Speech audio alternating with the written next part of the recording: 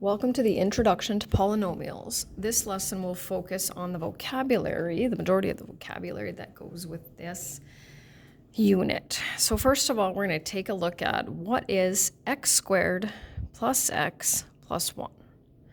So we're going to call that a polynomial. Poly means many, by the way, so that means many terms. It's a polynomial as well as an expression.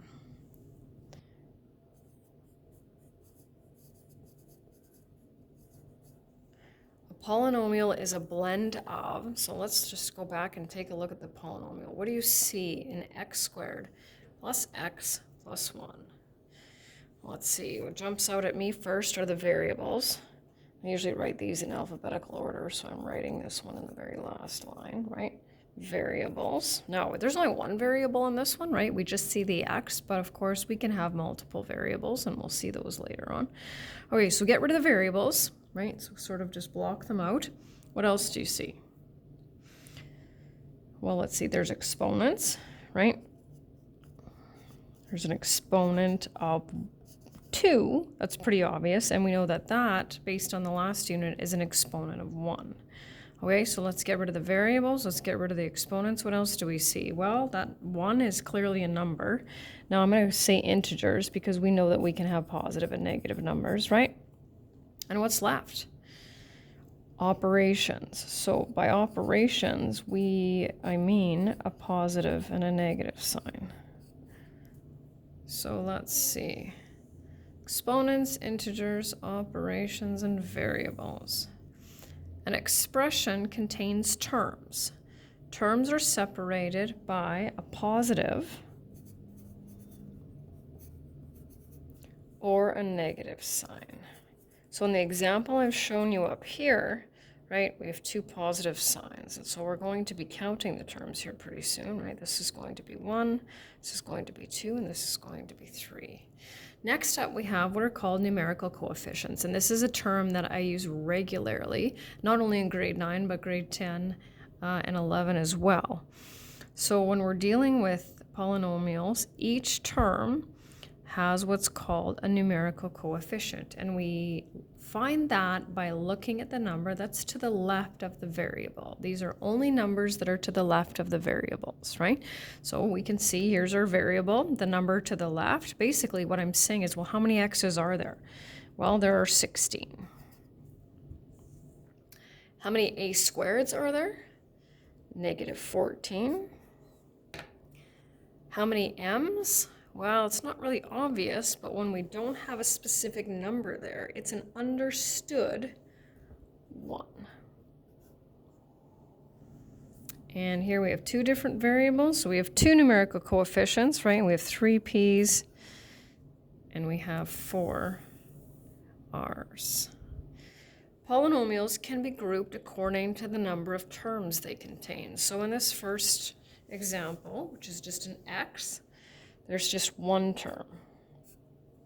And I think what I'm going to do, just so that you can see it easier instead of sliding back and forth, is I'll just go down here and then I'll move over. So x plus 1, x is one term, and the plus 1 is another term, right? Terms are separated by positive or negative signs. And here we've got 1, 2, and 3. And we have specific names for them, and you need to be able to recognize them by names. One term is called a monomial, and mono is a prefix for 1. Uni is another one. So when you think of, like, for example, a unicycle's got one wheel, right? We don't call it a monocycle, but we could, right? What's the prefix for 2? Well, let's see, might as well think of, I'm going to say cycles or sickles, I guess. So bicycle, and oh my gosh,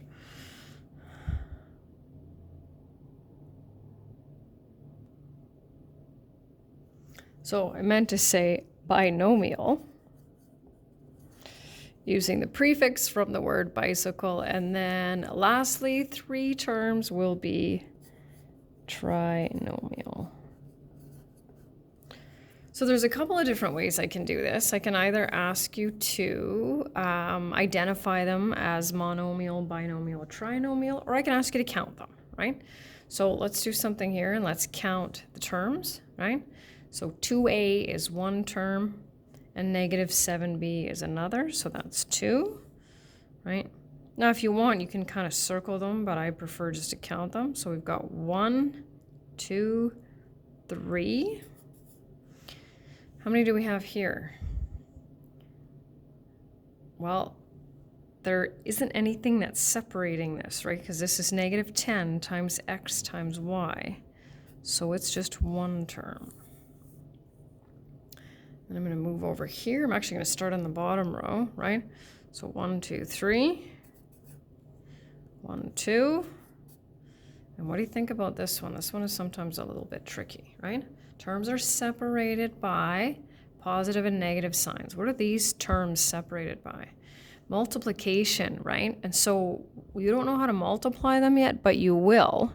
So because they're not separated by a positive or negative sign, just one term there. Next up, we've got constants. So constants are numbers that never change. So in this first binomial, for example, we don't know what n is, right? So n, let's say, could be -1, it could be 7, but no matter what it is, we will multiply it by 6 and add a 4, right? And it's this +4 that never changes, right? A 4 can never be anything but a 4, right?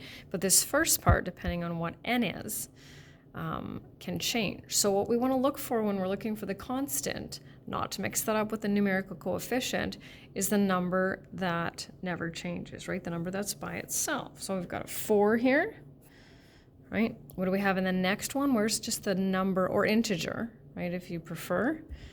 -2. Okay. Don't know what A is, don't know what B is. There's the number that's by itself.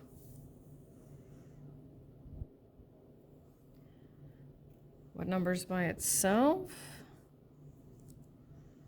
So now in this next one, we've got 3 variables, right? There are no numbers by themselves. So that means there's no constant, right? None there and none in there. And we have 2 concepts left. One of them is, I guess it's just one concept left. Degree of a polynomial. To find the degree, you need to find the variable with the largest exponent.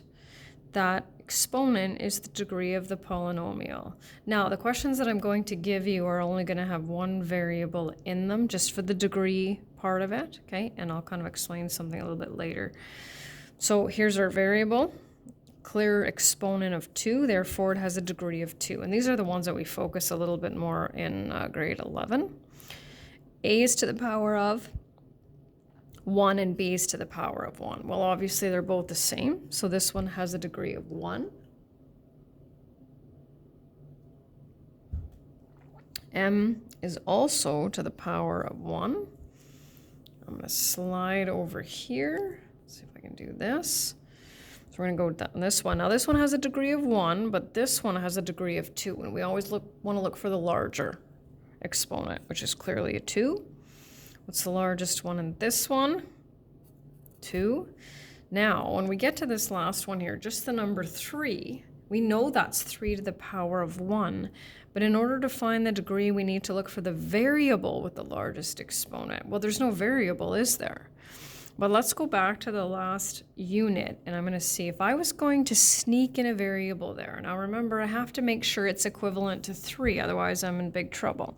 So if I just wanted to sneak in a variable, what exponent would I put with it in order for it to be equivalent to 3?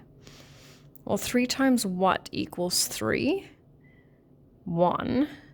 So what do I need for an exponent in order for it to be equivalent to 1? I need a 0, don't I? Because we know anything to the power of 0 is 1. So this would mean, right, 3 times 1 would still be 3. What's my degree? My degree is 0. Now, I don't need you to put that in there at all, but I do need you to look at a constant and know that it has a degree of 0. And then the last one here is nothing new. It's just a little bit more practice before we finish up here. on the numerical coefficients. So we want to make sure we don't mix up numerical coefficients with constants. Numerical coefficients are the letters that are to the left of the variables, right? So we've got 2,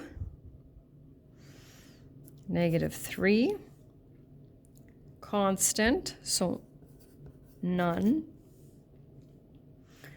We ignore the constant, and we look there, right? And remember, when we want to know if something's positive or negative, we always look to the left, right? So this isn't going to be 3n, this is -3n, right? So we have two different variables here. So we have a numerical coefficient of 6 and a numerical coefficient of 2.